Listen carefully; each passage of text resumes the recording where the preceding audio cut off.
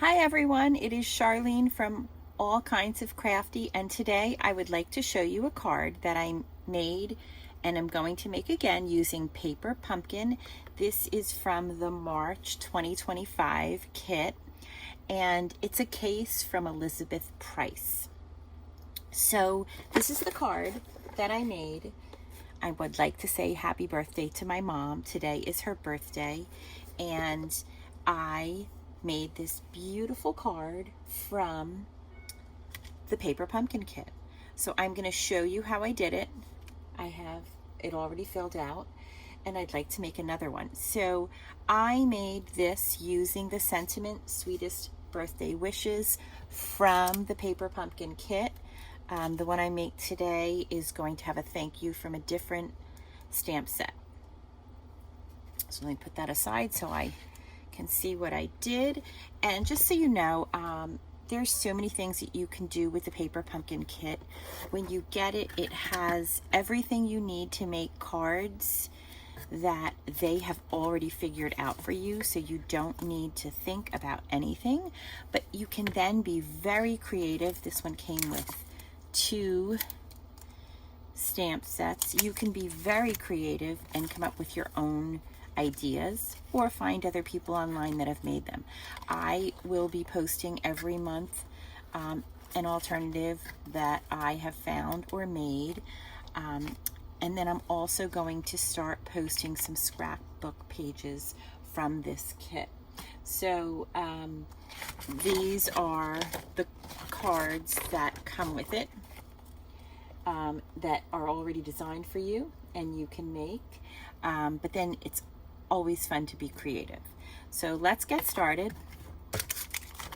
I've already done some die cutting, and I will explain what I did as I make the card. So it starts with a base of basic beige, and this base is a 5.5 by 7.5, and then it is scored at 4.25, and then it's folded over so it doesn't completely close, so that you can see the beautiful basic white cardstock underneath. Now you'll notice the inside of the card is going to be created using the Textured Notes dies. So this is the Textured Note stamp set, and I'm going to use the thank you from that. But it also then comes with dies, and each of the dies has a different border that it cuts out. So I have put aside the 3 that I used for this card.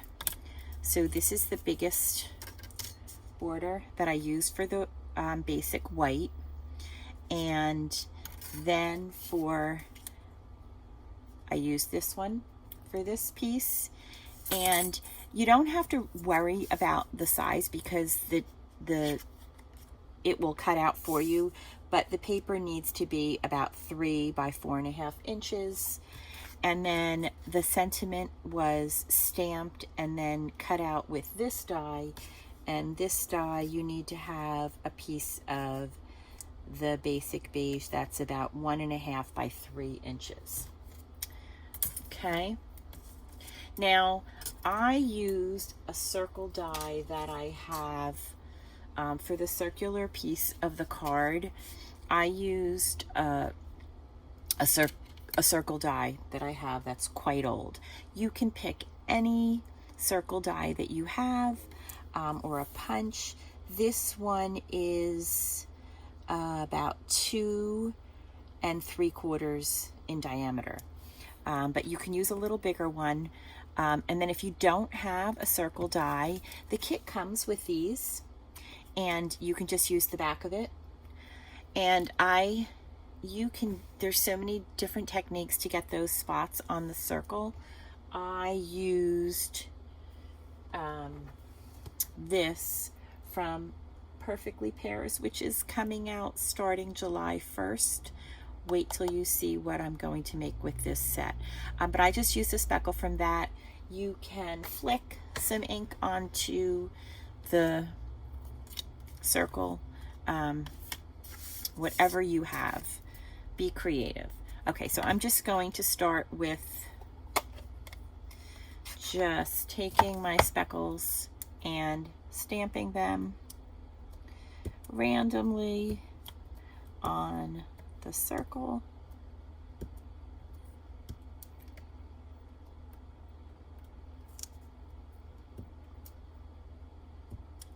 Not a lot of it is going to be seen, but it looks pretty cool having the dots, the speckles. Okay, and then I already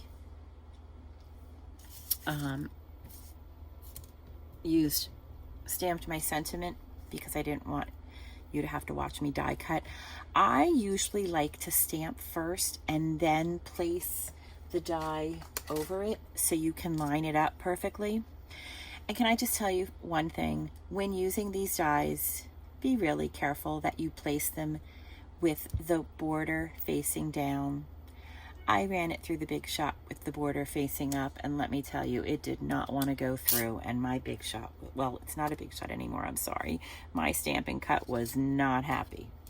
Okay, so I'm going to, now that I have all of my pieces, I'm just going to put it together. So this is not exactly the same on all the borders, but what I like to do is I like to get, it's going to be a little thicker of a border there. So I like to use adhesive. You can use Tombow. I have my adhesive in here, a little bit there. I don't put a lot of adhesive down, but I like using the liquid glue because it's a lot more forgiving. If you, to line something up, you can move it around a little bit before it dries. Okay, so let's see, I like to count. I think my nickname should be the Crooked Stamper because something is always crooked. All right, so that is the inside, and then I'm going to take this, and I did not put that on dimensionals because my circle and my flowers are on dimensionals. Now just remember, when you do put the adhesive on this, you don't want to put it over on the one side because it is going to overhang. So I am going to have that, let's take a look. It's about halfway over the white, and let's try to get that. Okay, and that goes on like that. And then I'm going to take this, and this I did pop up on dimensionals. So I'm going to, where is my tool? Okay, so I'm going to put, I just want to make sure I don't put dimensionals if it overhangs, but it just overhangs a tiny bit. So well, I think I like that.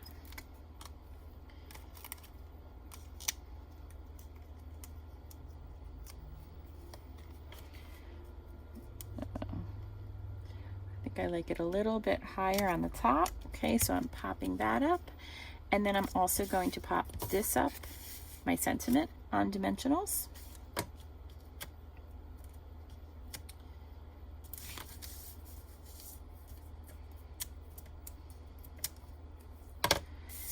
And that's pretty much centered.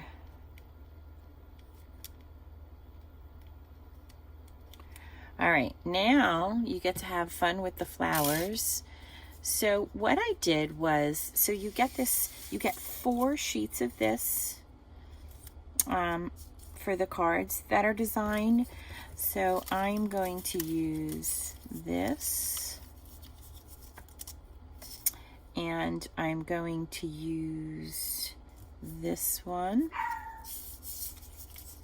Here, oh, sorry, that's my dog.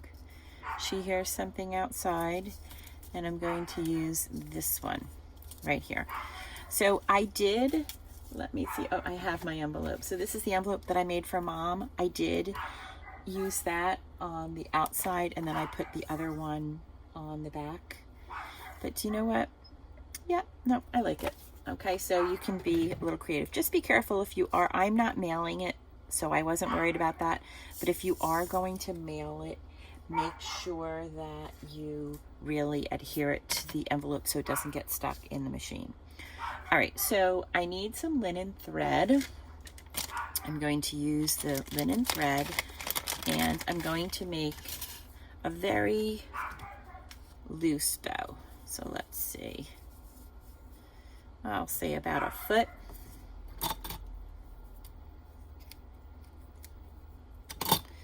Of the linen thread. And I'm just going to make a very loose bow. And you want it to be whimsical. So what I did was I took this one and I stuck a dimensional on it.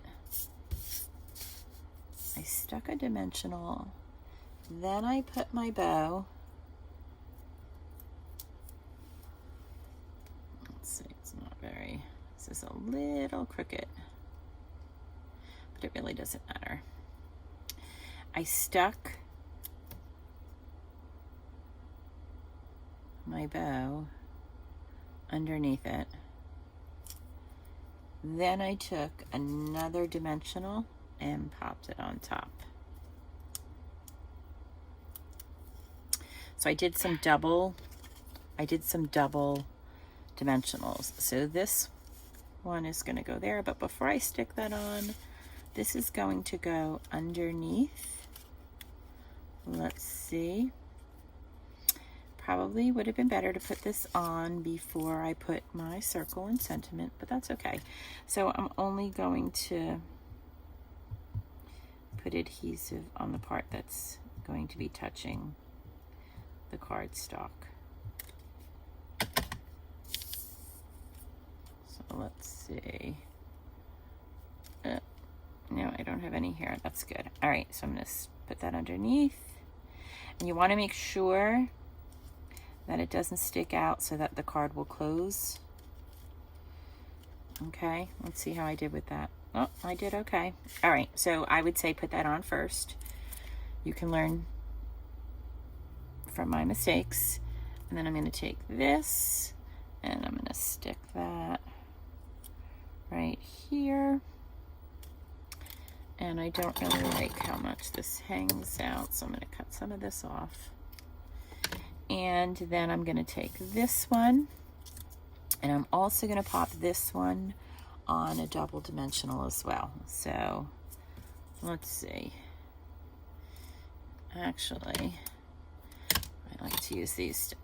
All right, I'm going to cut it in half,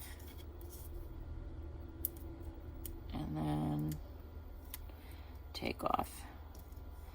And then I'm going to put another one on. So I want it up higher than the circle. And then this is going to go this way on the top, but I don't want it to cover my thank you. Okay, how simple is that? Well, I did a lot of the die cutting, but it's a fun card. I think it's a beautiful card, and pretty easy. All right, I will list the post from my website where all of the supplies will be listed. Okay, don't forget, have a crafty day. Don't forget to be all kinds of crafty. See you next time.